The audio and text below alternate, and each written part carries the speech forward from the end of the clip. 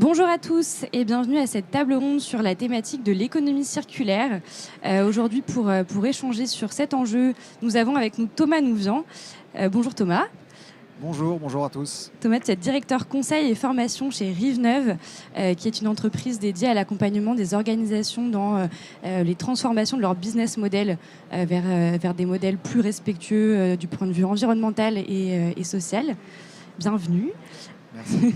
À tes côtés, nous avons Franck Lefebvre, directeur général de Lormoto. Bonjour Franck. Bonjour Margot. Lormoto, qui est un néoconstructeur automobile qui propose du leasing de voitures électriques rétrofitées basé sur un modèle... Et durable. Et durable, c'est ce que j'allais dire, basé sur un business model de la durabilité, puisque les voitures sont rentables car elles durent beaucoup de temps. Et enfin, nous avons Jeff Luvrano. Bonjour Jeff. Bonjour Margot. Jeff est président du studio de design Fertile, qui est un studio qui crée des marques pionnières et responsables sur le plan social et sur le plan environnemental, des marques qui sont ancrées aussi dans leur territoire et en collaboration avec les acteurs locaux. Bonjour à tous les trois, merci beaucoup d'être ici aujourd'hui. Donc l'objectif de cette table ronde, c'est un petit peu d'échanger sur cette thématique de l'économie circulaire, de comprendre comment est-ce qu'on peut se tourner vers des modèles qui sortent de l'économie traditionnelle linéaire, où on va du coup aller extraire des nouvelles matières, produire des biens, puis jeter à la fin ces biens, mais essayer de se tourner vers des choses un petit peu différentes, comme par exemple l'économie de la fonctionnalité, le fait de vendre l'usage du produit plutôt que le produit en lui-même. On va essayer de comprendre également quelles sont les contraintes et les opportunités qui sont liées au fait de se tourner vers ces nouveaux business. Et puis essayer de s'intéresser également au cadre réglementaire qui l'entoure. Et je vais m'adresser à Thomas pour cette partie-là. On entend régulièrement parler de plus en plus des lois AGEC, de la loi climat et résilience. Est-ce que tu peux nous en dire un petit peu plus ? Est-ce que selon toi, ce cadre réglementaire pousse réellement vers la transformation des nouveaux modèles d'affaires ? Parfait. Est-ce que vous m'entendez tous bien ? Oui, ça va ? Ouais, super. Petit point de contexte réglementaire. Donc, lorsqu'on va parler d'économie circulaire dans notre pays, on va en fait se baser sur deux textes fondateurs en fait, qui se font en deux temps mais qui ne viennent pas du même endroit. Le premier, c'est la loi qu'on appelle AGEC, donc pour anti-gaspillage et économie circulaire.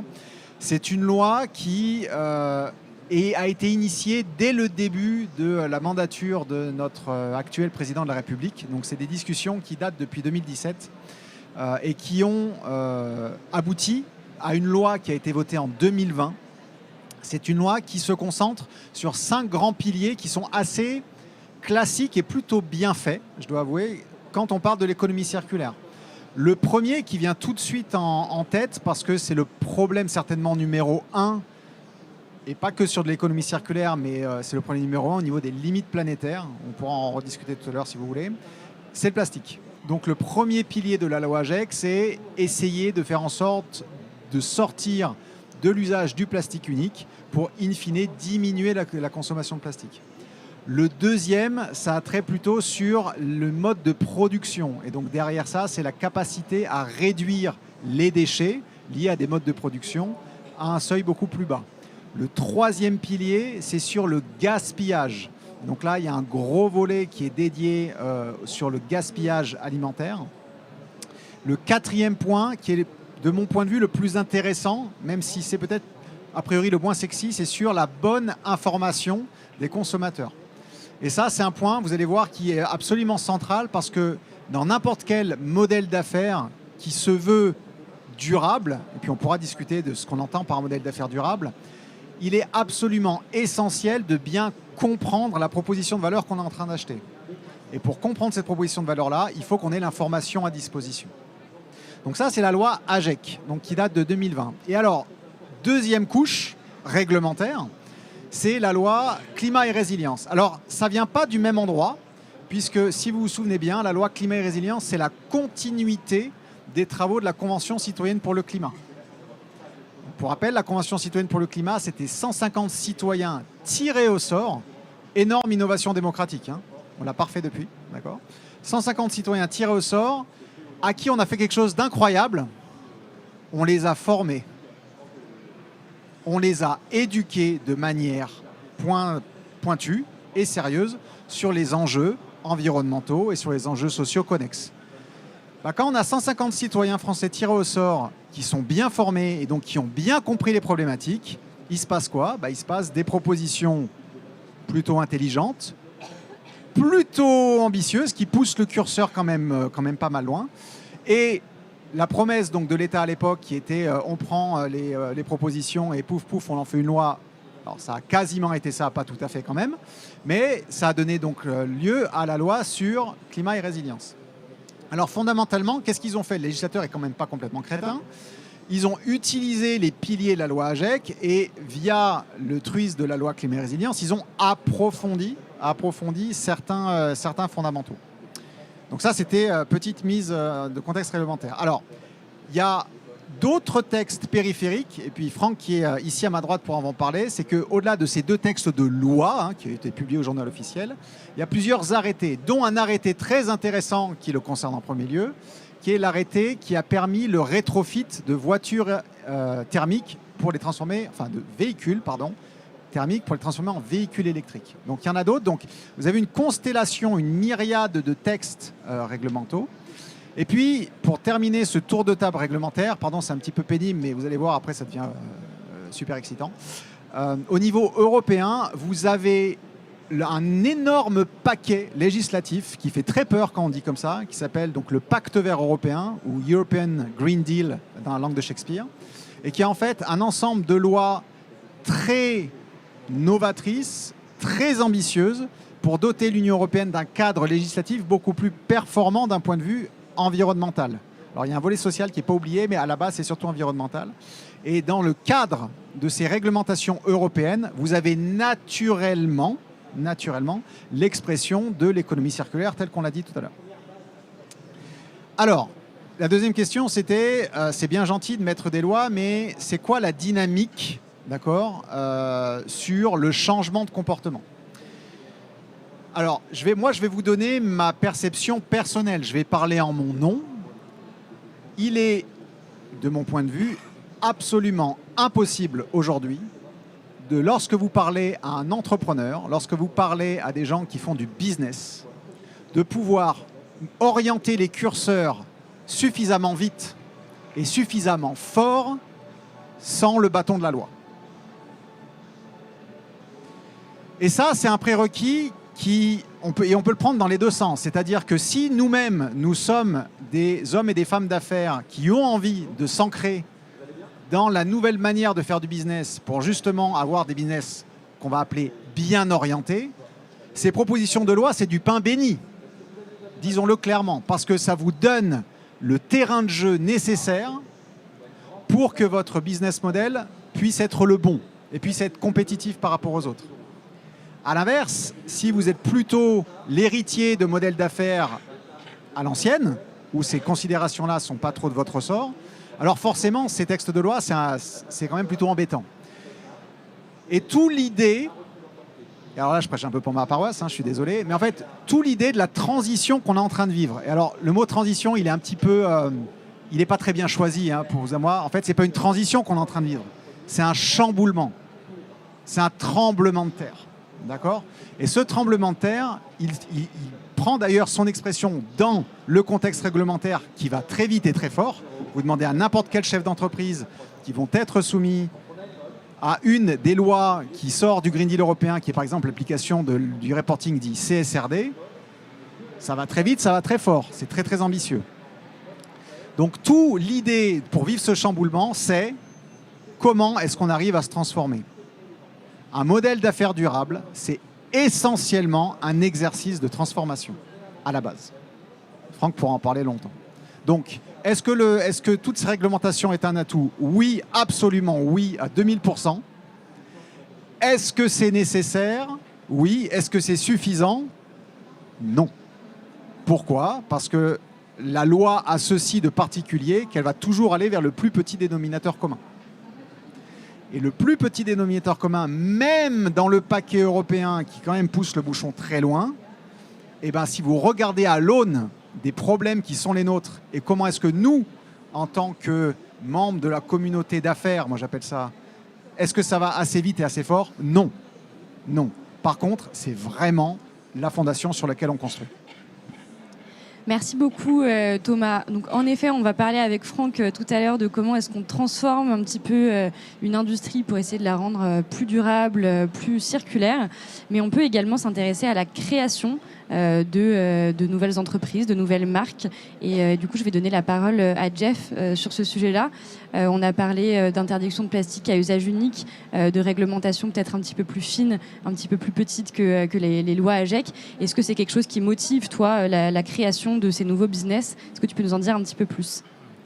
Oui, nous on est un studio de design qui est pas bien grand, hein, qui est tout petit, qui s'appelle Fertile, donc qui porte dans son ADN cette logique de développement durable, d'éco-conception et de modèles circulaires. Donc on n'a pas attendu en fait le cadre réglementaire. Hein. Moi je suis surfeur et j'ai une conscience environnementale assez poussée par usage des vagues sur lesquelles on fait du surf. Et j'ai surfé des vagues magnifiques comme Uluwatu à Bali il y a 25 ans.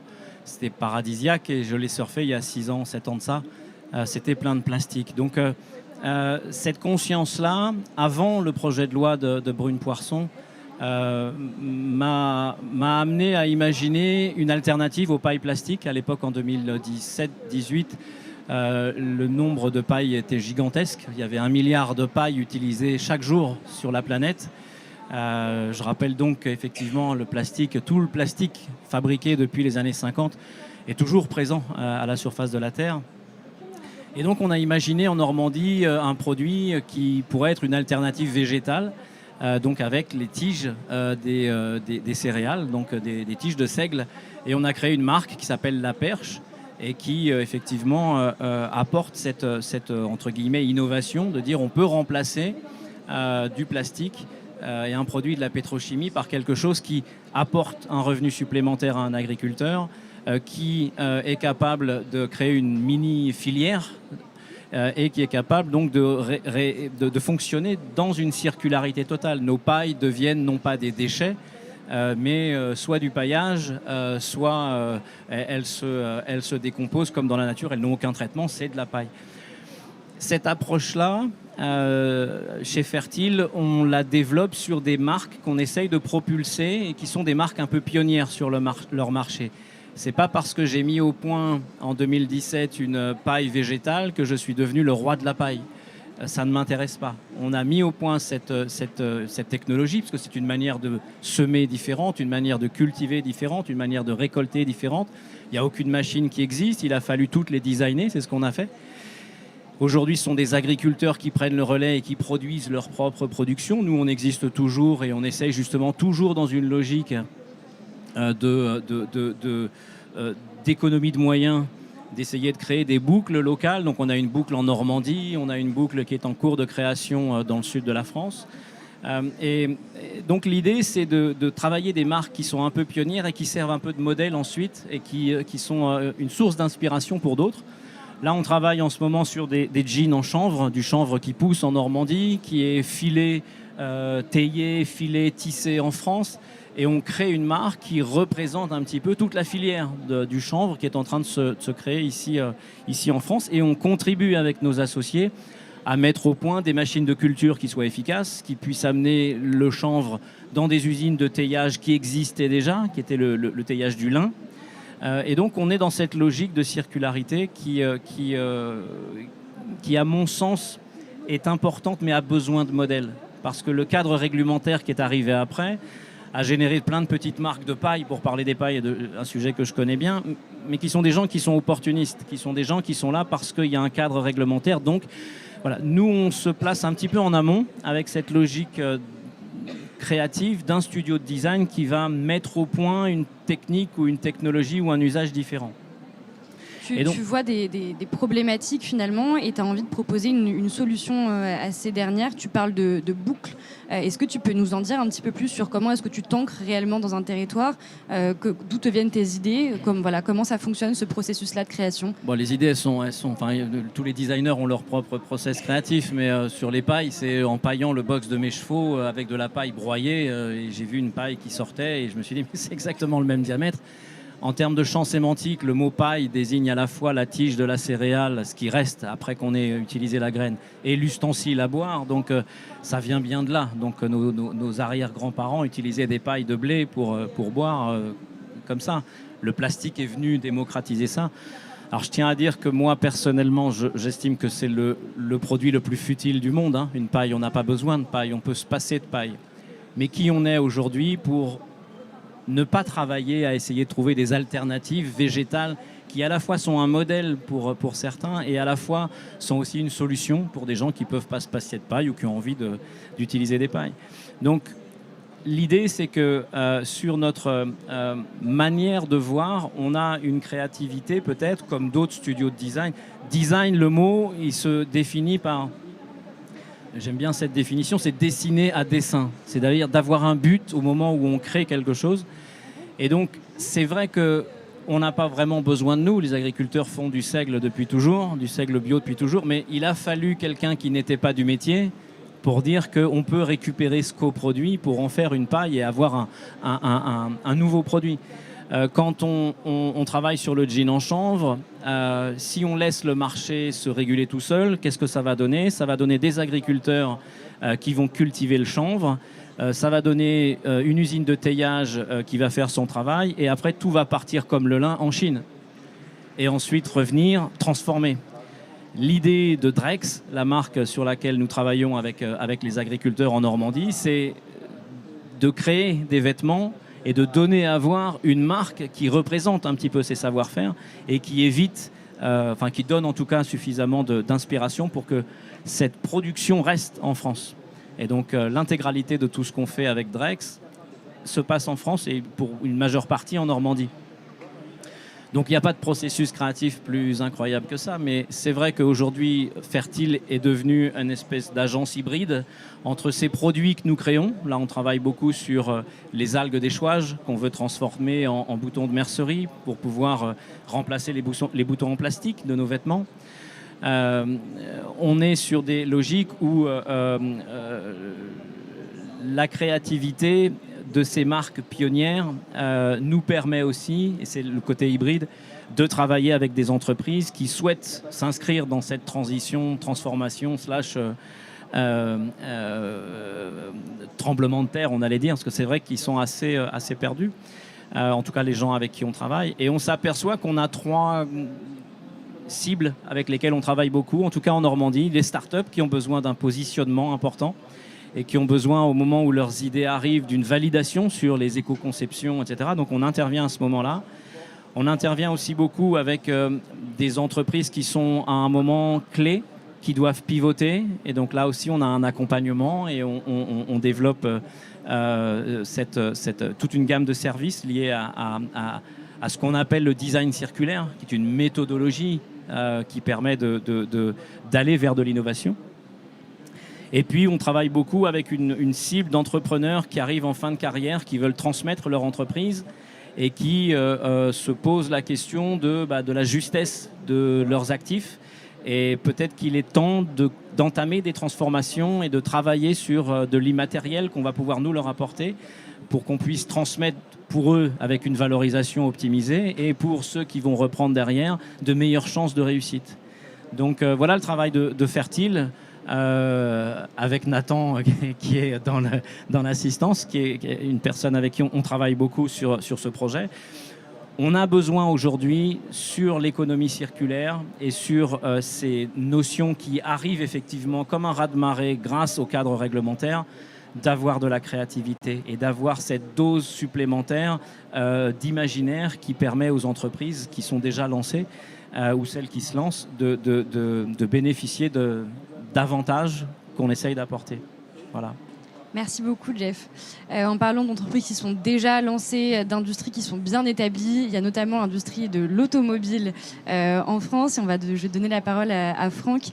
Franck, du coup, tu es directeur de L'Or Moto. Il y a un vrai enjeu de décarbonation de la mobilité en France. On le voit dans les rapports, c'est quand même une part importante de nos émissions de CO2. Est-ce que tu peux nous expliquer ce qu'est L'Or Moto et comment est-ce qu'on introduit de la circularité dans une industrie déjà bien établie ?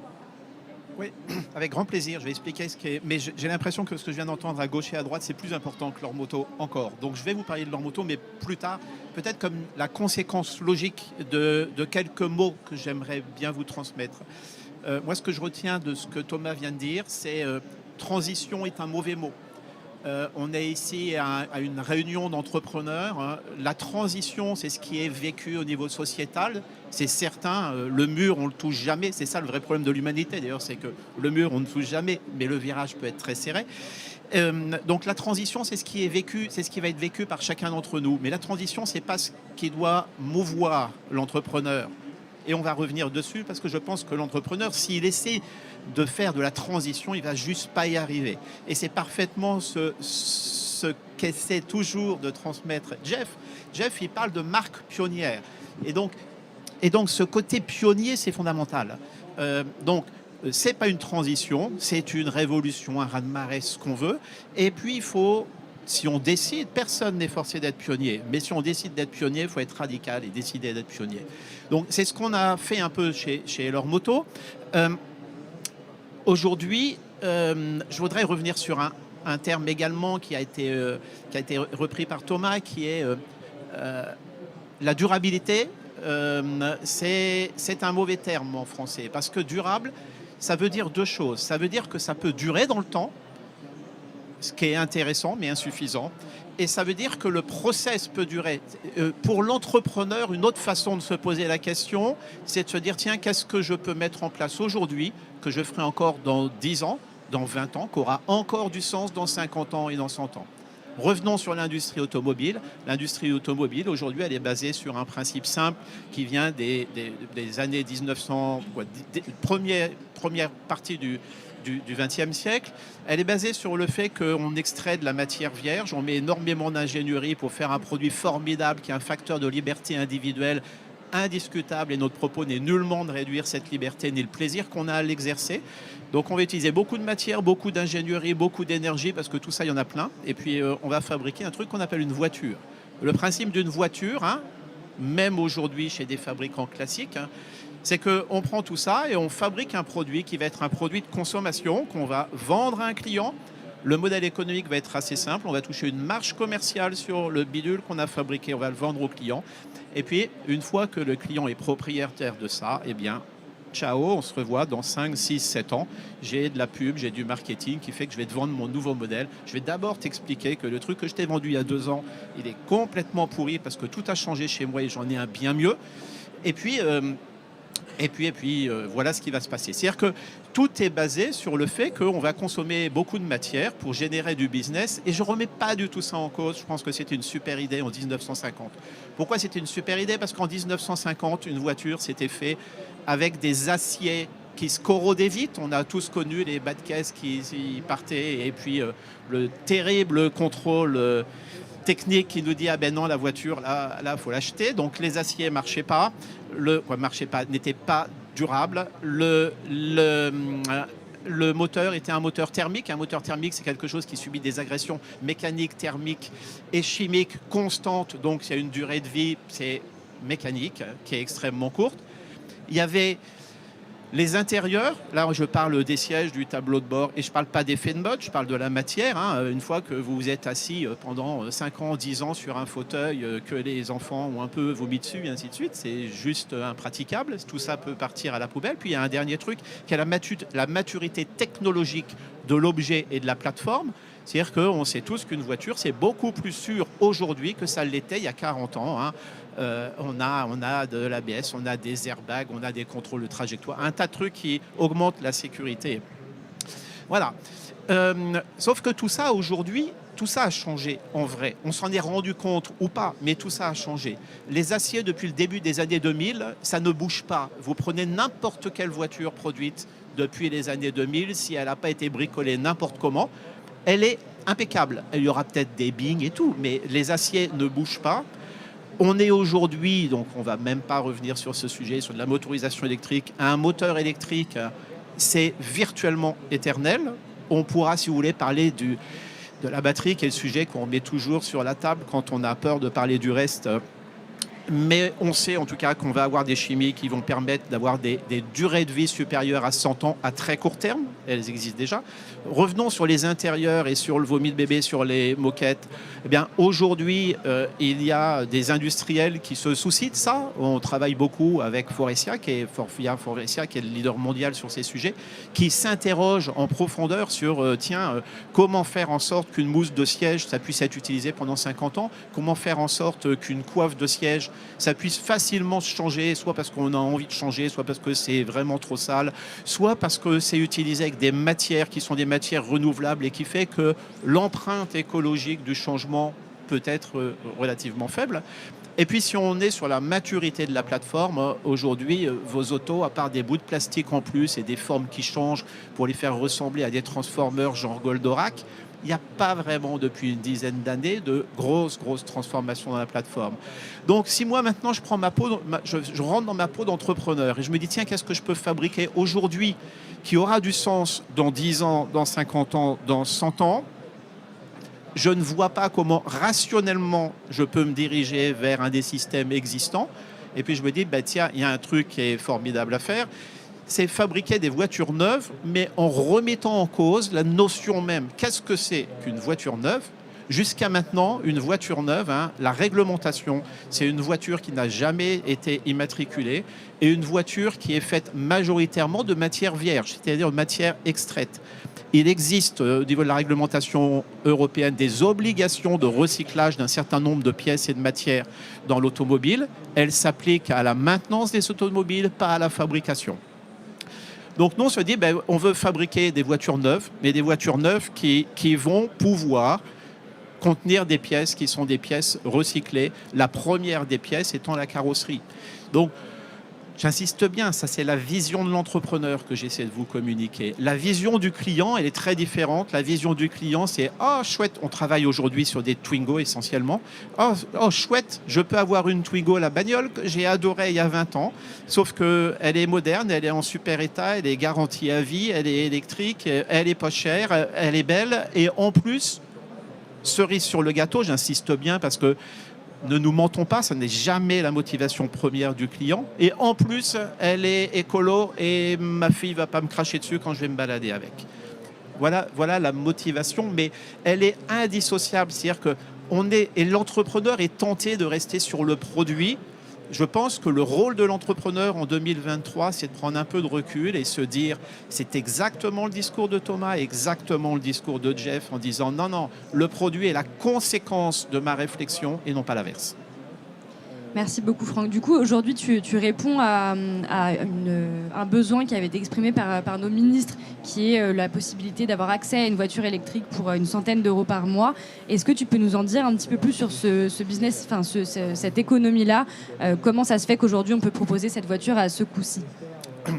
Ça va reposer sur deux choses. La première, si on parle d'économie, une voiture qui va durer longtemps, qui est conçue, donc attention, quand je dis une voiture qui va durer longtemps, ça ne veut pas dire qu'on va rester 20 ans sans rien y faire. Une voiture qui va être pensée pour être constamment rénovée, nettoyée, modernisée, etc. C'est une voiture qui va rester moderne pour longtemps. Je ne sais plus, il y a une marque qui avait utilisé ça comme slogan, une marque sans scrupules qui avait utilisé ça comme slogan, ce qui montrait bien quel était le problème de leur business.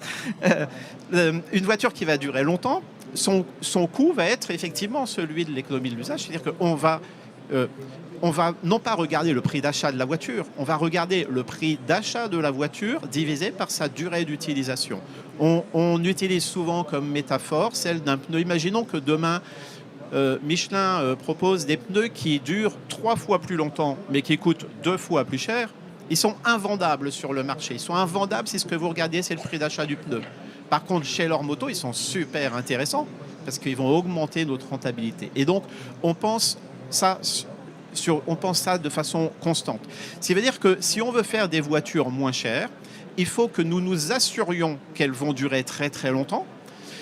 Il faut qu'on n'ait pas peur de dépenser plus en amont si c'est pour faire de l'économie en aval.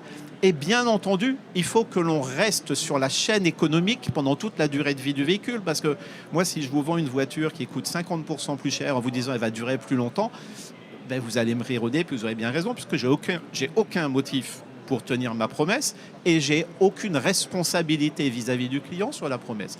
Donc, nous pensons que l'économie de la durabilité en matière industrielle ne peut passer que par la location. Donc après, on peut matiner ça, hein, mais que par la location de l'objet. Il est essentiel que le producteur de l'objet soit responsable de la durabilité qu'il a prétendue et qu'il a vendue.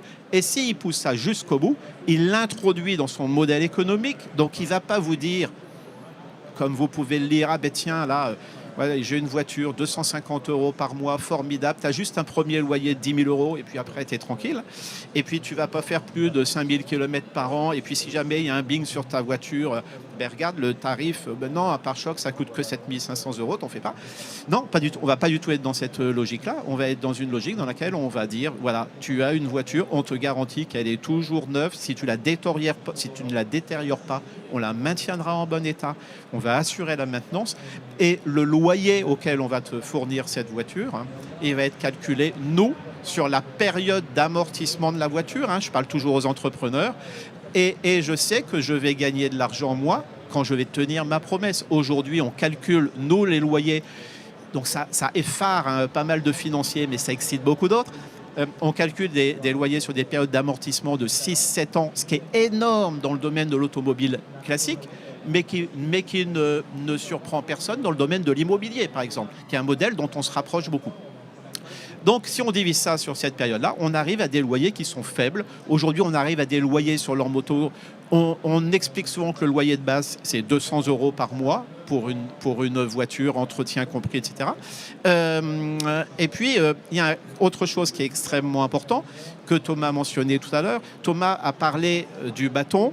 Il a juste oublié de parler de la carotte, mais les deux sont indissociables. C'est-à-dire qu'on a la chance aujourd'hui d'avoir une réglementation européenne et un État français qui, quoi qu'on dise, est énormément impliqué dans la transition écologique. Et aujourd'hui, on arrive à avoir des niveaux de subventionnement sur les véhicules électriques qui sont énormes. Donc bien sûr, si vous voulez acheter une voiture et si vous dites je veux une voiture qui fait 500 km par jour et qui pèse 2,5 tonnes, ça va vous coûter la peau des fesses. À vrai dire, personne ou presque n'aura les moyens de se l'acheter. Il y aura du monde avec des gilets jaunes autour des ronds-points. Mais si on pense les choses un petit peu mieux, eh bien, on arrive aujourd'hui avec une aide de l'État supplémentaire à une voiture par 100 € par mois. C'est une promesse de campagne d'Emmanuel Macron. Pour ceux qui suivent l'actualité, ils savent qu'il y a actuellement les ministères, puisque c'est les transministères qui sont en train de définir les véhicules qui seront éligibles et les conditions, essentiellement les conditions de revenus des utilisateurs qui permettront un loyer comme ça. Mais en tout cas, une chose est sûre, c'est que la durabilité est un élément essentiel de la réduction du coût et de l'augmentation du confort, de la sécurité du véhicule. Qui perd dans cette histoire, parce que là j'ai l'impression de voir une belle histoire dans laquelle tout le monde gagne, qui perd, ce sont les industriels productivistes. Or, aujourd'hui, d'où viennent la grande majorité de nos autos et des pièces détachées qui les constituent, hors de l'Union européenne, avec un élément qui est primordial quand on parle d'économie. Et si demain vous décidez de faire du composant électronique de puissance pour la mobilité électrique, soyez bien conscients qu'aujourd'hui la production chinoise est subventionner énormément en amont. Chez nous, nous avons l'habitude de faire du subventionnement en aval. C'est l'acheteur qui va recevoir une subvention. Aujourd'hui, dans l'industrie chinoise, c'est en amont, c'est le producteur qui touche l'argent. Ce qui fait qu'une voiture qui arrive de Chine ici, elle a touché la subvention chinoise avec bien sûr une vocation économique, mais avec un volet macroéconomique et géopolitique dont il est très important de se soucier, qui est intégré également dans les réflexions des gouvernements.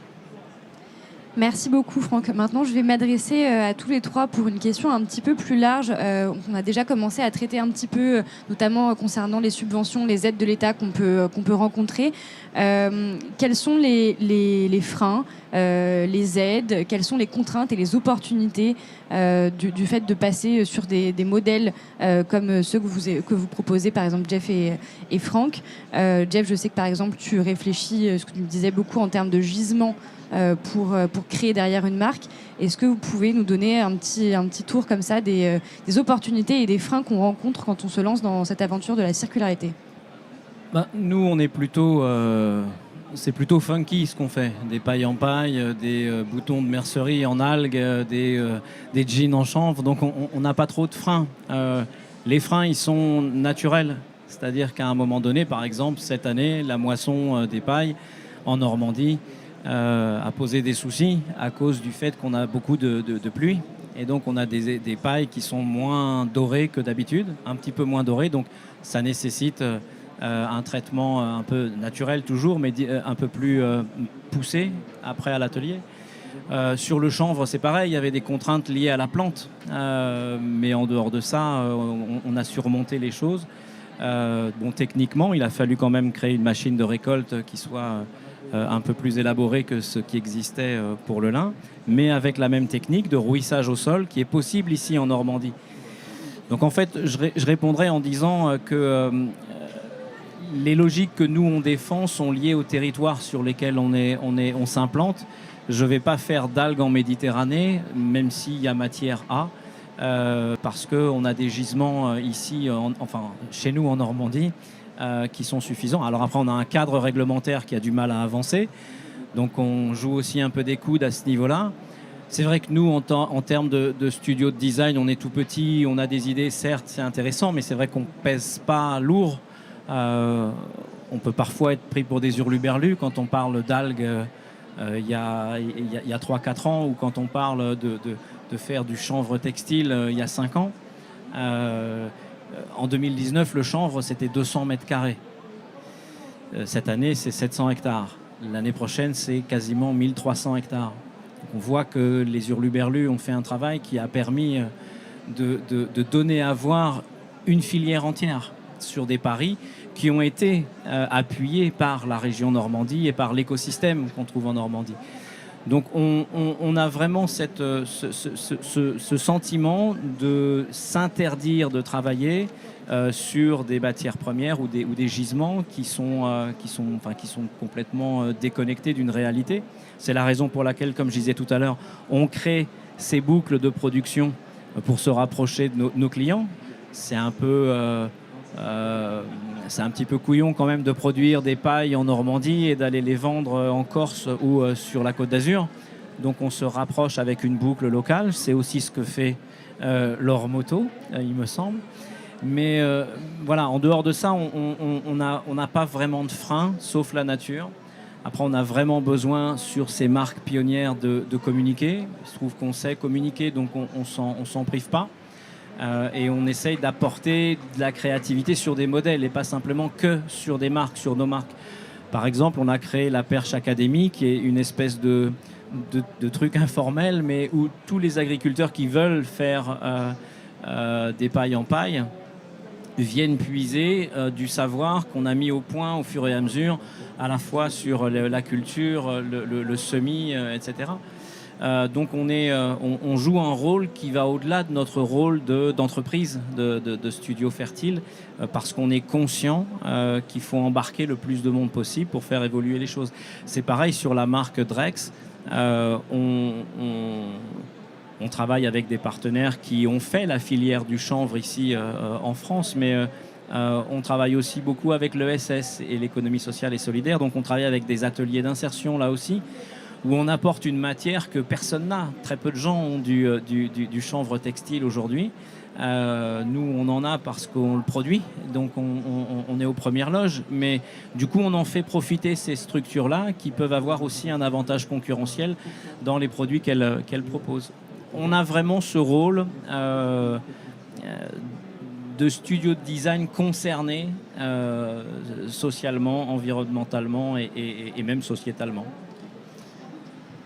Franck, Oui, alors c'est super ce que dit Jeff parce que ça illustre bien plusieurs typologies de freins. Alors moi j'aime bien catégoriser les choses, c'est un peu une déformation professionnelle. Si vous pouvez considérer qu'il y a 3 grandes catégories de freins, 3 grandes catégories d'obstacles lorsqu'on va parler de modèles circulaires. Le premier, le plus important et souvent le plus négligé, c'est la disponibilité de la ressource. Lorsque vous êtes dans un modèle circulaire, par définition, vous êtes dépendant d'une ressource qui vient d'ailleurs. Ou vous allez fournir de la ressource pour quelqu'un derrière. C'est un peu le cas de Jeff.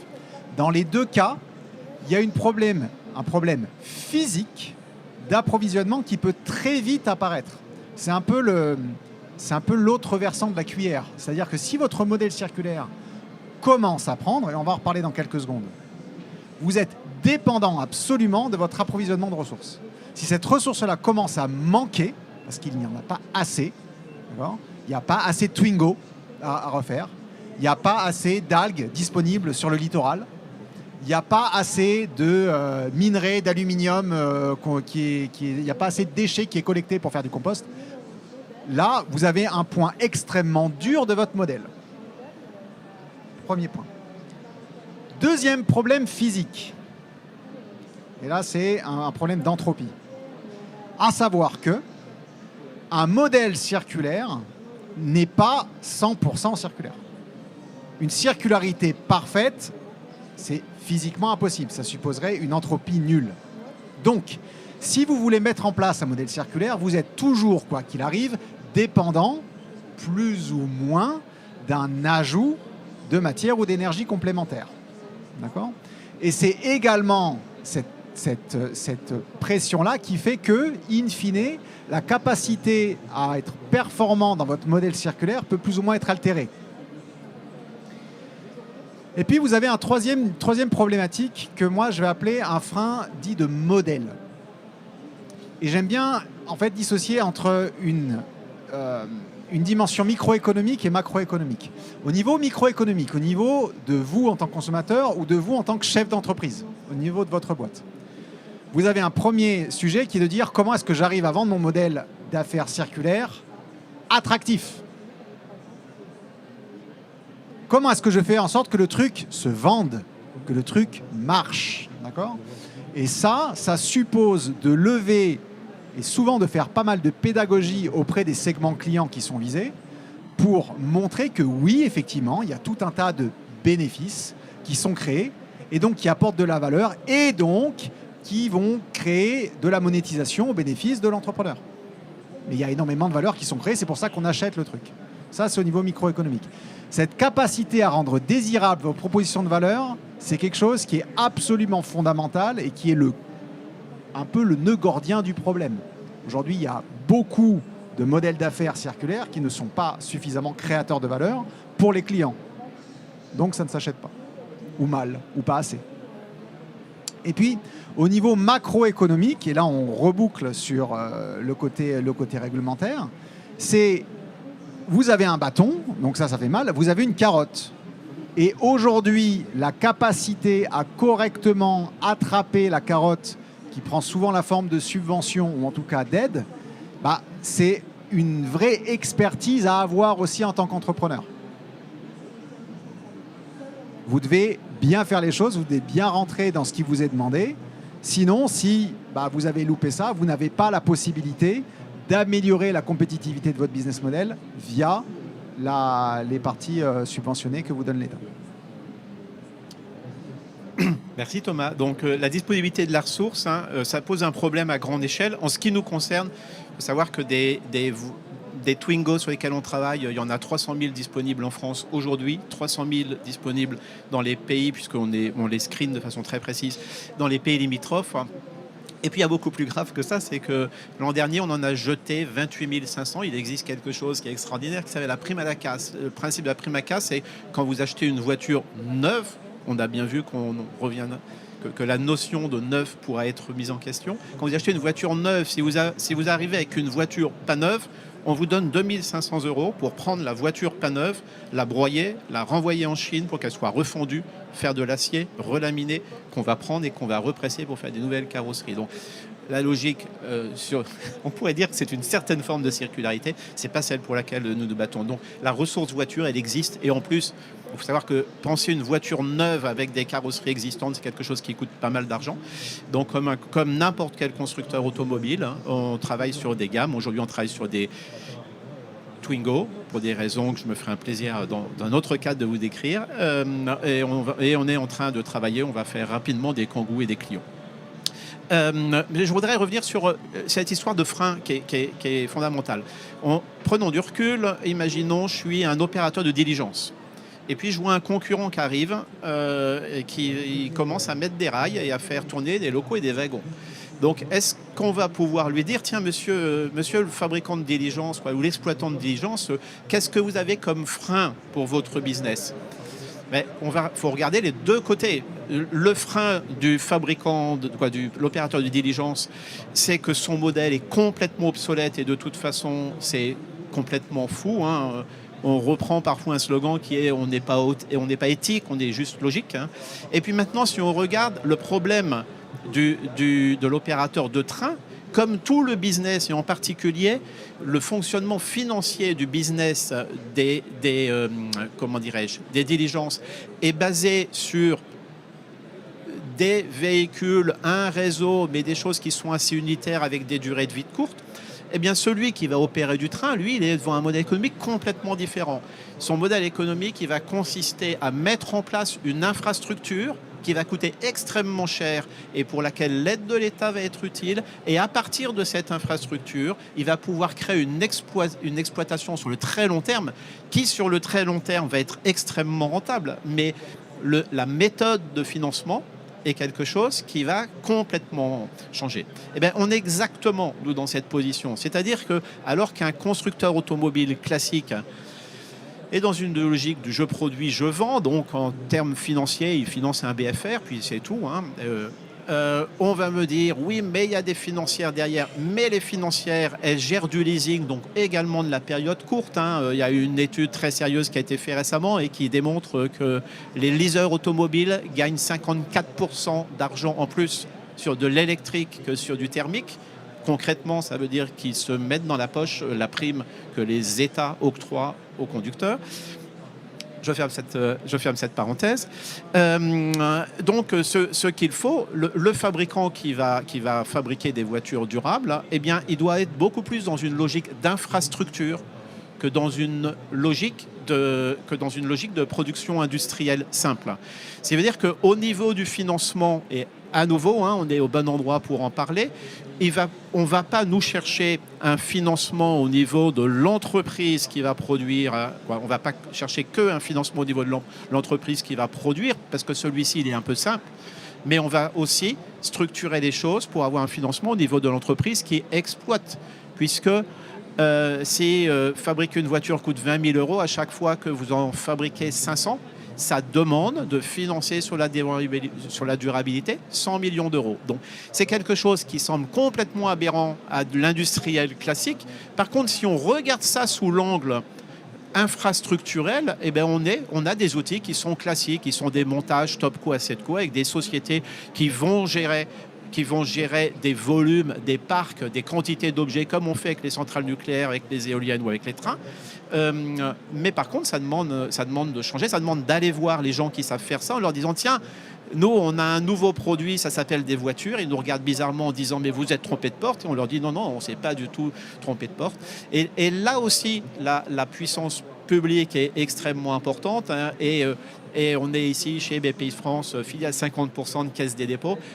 On a des oreilles super intéressées et super intéressantes qui peuvent servir de chef de file, de troïka sur le sujet. Mais il faut bien comprendre que le modèle économique a un impact énorme et sur la faisabilité et sur tout ce qui va se passer et la nature des acteurs qui vont être à mobiliser. Merci beaucoup à tous les trois. On va conclure avec une dernière question qui vous est tous destinée avant de prendre une ou deux questions si vous en avez. Aujourd'hui, dans un contexte où on parle énormément de réindustrialisation, moi j'aimerais avoir votre avis sur la place de l'économie circulaire dans cette nouvelle tendance à la réindustrialisation. Je ne sais pas lequel d'entre vous veut prendre la parole en premier.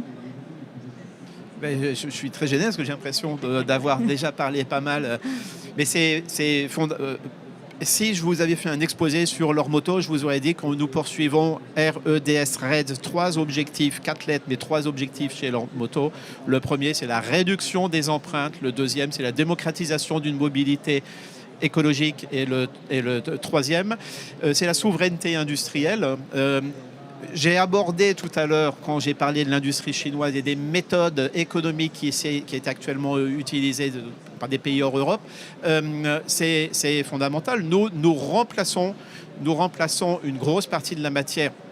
Une entreprise classique aujourd'hui, telle qu'on a été habitué à faire les choses, comme la matière première ne coûte rien et que l'énergie ne coûte pas beaucoup plus, le jeu d'un industriel consiste à prendre un maximum de matière, un maximum d'énergie, un minimum de main-d'œuvre, parce que la main-d'œuvre coûte très cher pour faire un produit dont la durabilité ne va pas être garantie, blablabla. Sinon, on se dit, ben non, on n'est plus dans cette logique-là, on est dans une logique d'économie circulaire. Et donc, la nature des ressources, on veut réduire les ressources vierges que nous utilisons. Et pour gagner plus d'argent, mais à plus long terme, eh bien on va avoir un équilibre entre les investissements lourds de production, les matières premières et les ressources humaines qui va être complètement différent. Donc, fabriquer une lampe auto, ça consomme pas mal de ressources humaines. Et quand on est en face de financiers qui disent « mais c'est quoi, vos ratios sont pourris ?» On leur dit « ben non, on en est très fiers. C'est pas qu'ils sont pourris, c'est qu'ils sont différents. » Donc la réindustrialisation, ce n'est pas de la réindustrialisation, c'est une forme de néo-industrialisation dans laquelle peut-être le travail de l'homme prend plus de valeur que le pétrole qu'on a retiré de la terre. Alors, sur ce sujet de la réindustrialisation, c'est fascinant parce que ça tire plusieurs ficelles. Et notamment, et Franck l'a évoqué, peut-être la plus grosse qui est la partie géopolitique du concept de souveraineté. Une des grandes nécessités de réindustrialiser un territoire, c'est pour justement couper une certaine dépendance qui peut être parfois très forte sur un ensemble de produits et de services. Et en ce sens, la pandémie a été extrêmement révélatrice de la fragilité qui pouvait être inhérente à un certain modèle absolument mondialisé. Donc la réindustrialisation des territoires, elle est essentiellement tirée par cet aspect-là. Après, en deuxième vague, il y a un double effet qui se coule, qui est de dire réindustrialiser, il faut être conscient d'une chose, c'est que ça a un impact sur les différents effets environnementaux qui sont à la hausse. À partir du moment où vous allez remettre des usines sur un territoire, la quasi-totalité des impacts environnementaux vont augmenter. Vous allez émettre plus de gaz à effet de serre, vous allez avoir plus de pollution des sols, de l'eau, de l'air, vous allez potentiellement consommer beaucoup plus d'eau, vous allez avoir plus de consommation énergétique. Donc, dans une logique qui est souvent celle des États aujourd'hui, qui est de dire, je vais regarder, moi, mes impacts d'un point de vue inventaire national. Vous entendez souvent, si on prend uniquement le cas des émissions de gaz à effet de serre, se dire, attendez, en France, on n'est quand même pas si mauvais, on a diminué de 45% depuis 1990. C'est peut-être ça les ordres de grandeur, non pas, c'est un peu moins. Bref. Donc on est bien. Sauf que ce chiffre-là, c'est toujours d'un point de vue inventaire national. Qu'est-ce qui s'est passé depuis 1990 ? On a eu énormément d'usines qui ne sont plus là. D'accord ? Si vous regardez maintenant une autre manière de voir les choses, qui est la manière dite en empreinte, et peu importe les impacts que vous regardez, l'empreinte française n'a pas beaucoup bougé depuis 1990. On est quasiment sur la même chose. Parce que les produits qu'on fabriquait chez nous, on les fabrique ailleurs et puis on les importe. Donc la réindustrialisation, ça permet qu'en termes d'empreinte, on va grosso modo se donner la capacité à maîtriser ce qu'on fait. Et la maîtrise de ce qu'on fait, d'un point de vue impact environnementaux et impacts sociaux, une grande composante, un gros bloc constitutif, c'est fondamentalement la circularité, pour toutes les raisons qu'on a évoquées tout à l'heure, en réalité.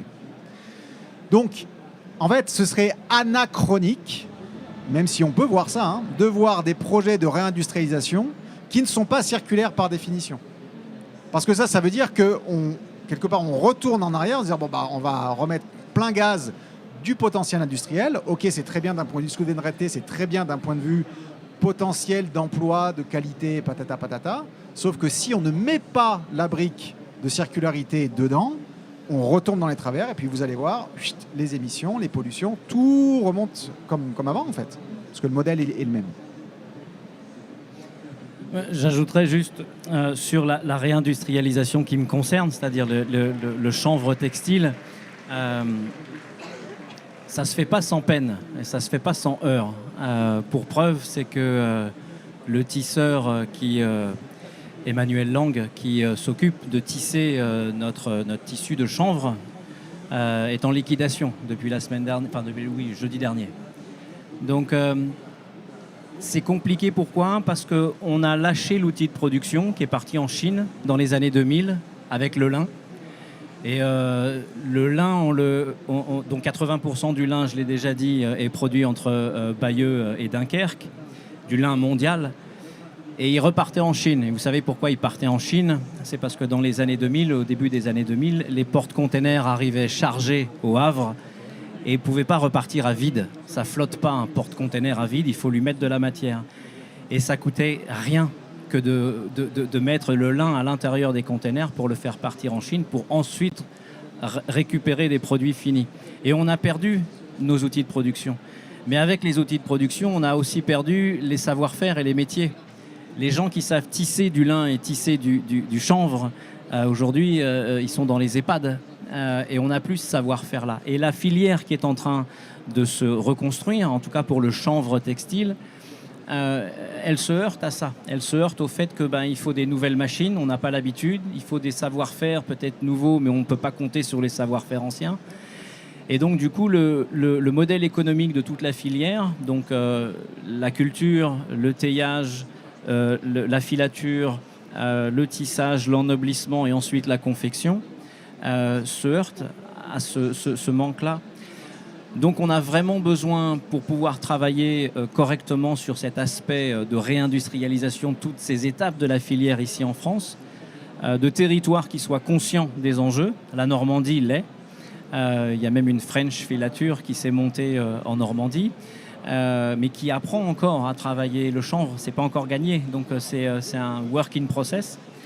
Mais on a cette problématique-là de vouloir réindustrialiser, le faire avec une logique de circularité la plus poussée possible, mais de se heurter à cette grosse problématique qui est qu'on n'a pas les savoir-faire. En tout cas, on ne peut pas reposer sur des acquis qui sont ancrés sur le territoire depuis longtemps. Et ça pose un vrai souci, y compris justement des grandes entreprises historiques qui sont en liquidation aujourd'hui, alors que tout le monde veut cette matière et tout le monde veut travailler à la fois le lin et le chanvre qui poussent ici en France. Un enjeu peut-être de former de la nouvelle génération justement en amont de cette réindustrialisation. Oui, et de travailler sur des outils qui laissent une part importante à la main de l'homme et de rester sur des savoir-faire qu'il faut aller rechercher ou en tout cas qu'il faut redévelopper, mais qui ne sont pas liés qu'à une productivité, mais à des savoir-faire et donc la main de l'homme. Et ça, c'est important. Et tous ces métiers du textile, il y a deux manières de les aborder. Une manière très artisanale ou même celle du luxe, c'est très artisanal.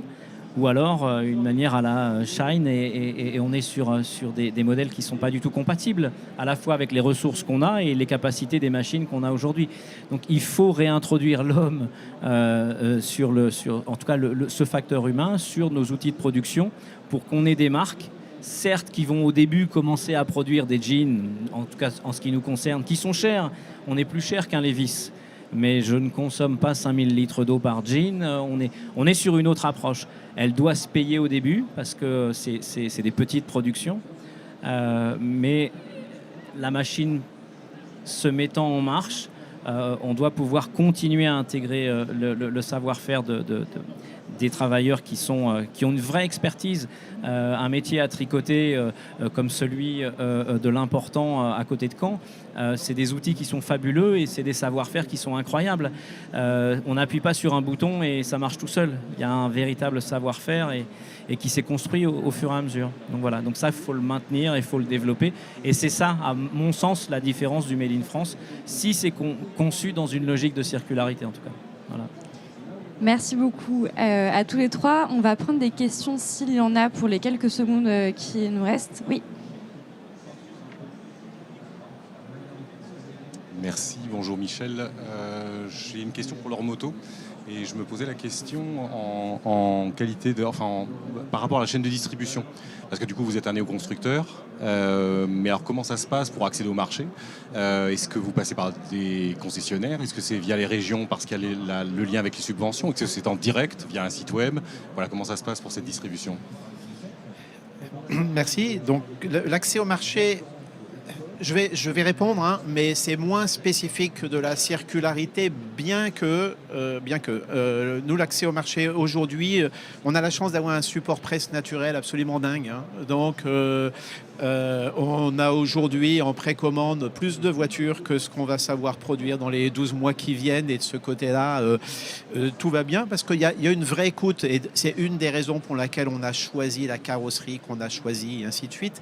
Mais une chose est sûre, c'est qu'il y a une réelle appétence sur ces sujets-là. Comme je le disais, le critère économique est celui qui fait que les gens rentrent ou pas, c'est certain. Et ça serait idiot de penser autre chose. Après, il y a des structures qui vont rechercher autre chose. Dans nos clients, il y a l'homme de la rue, pour les raisons qu'on a expliquées tout à l'heure. Il y a des territoires, des collectivités territoriales qui, elles, veulent montrer leur implication dans une démarche de verdification de la mobilité, qui veulent donner l'exemple.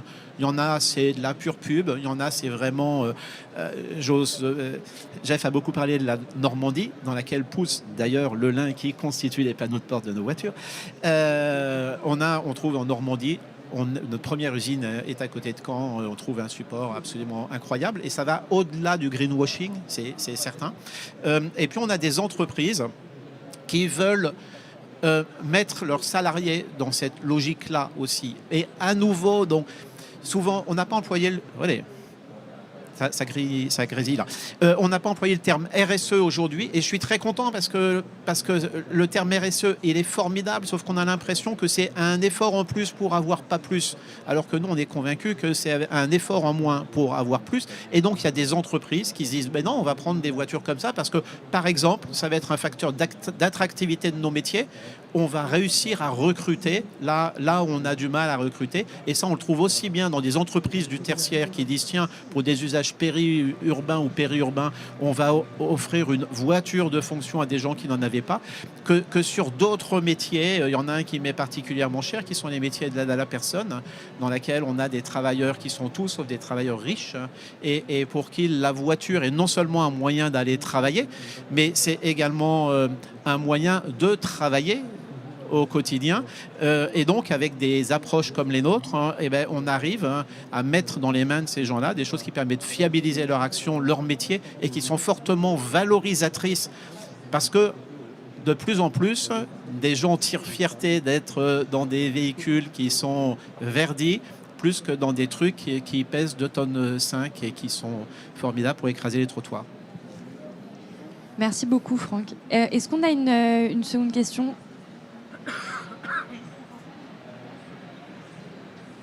Oui, bonjour déjà, merci pour cette présentation très intéressante. Je voudrais vous demander à M. Nouvian, concernant en fait la réglementation, on entend beaucoup de réglementations qui, dans la subvention et l'incitation pour l'écologie, l'environnement. À quand on va passer vers une réglementation plutôt pénalisante? Par exemple, je pense à l'obsolescence programmée.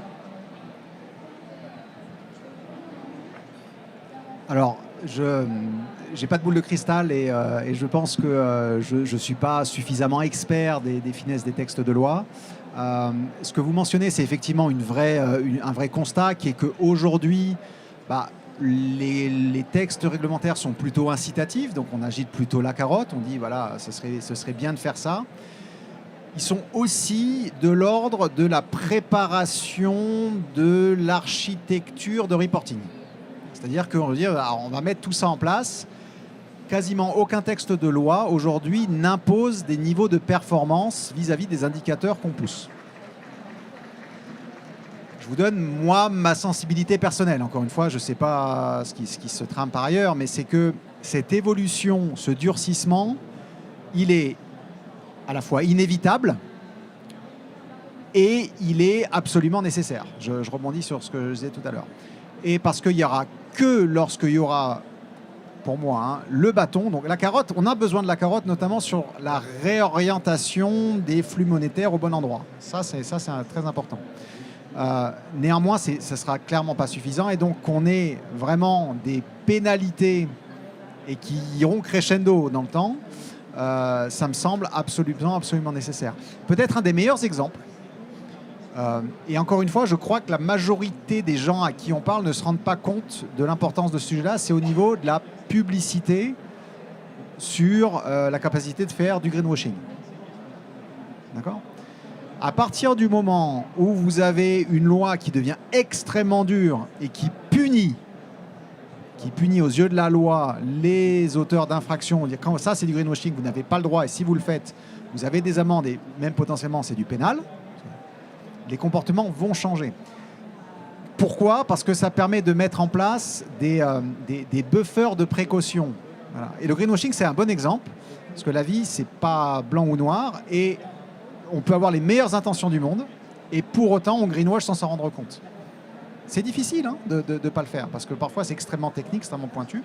Or, si on veut être sûr de ne pas raconter n'importe quoi, on se mettra forcément avec une certaine zone de protection en disant bah, ça c'est peut-être gris mais je ne vais pas y aller parce que j'ai vraiment peur de me faire taper sur les doigts. Si vous avez que la carotte, c'est on y va quoi, c'est pas un problème. Un grand merci à tous les trois pour cette présentation aujourd'hui. Merci à toutes et tous d'avoir été présents et très bonne journée sur Big.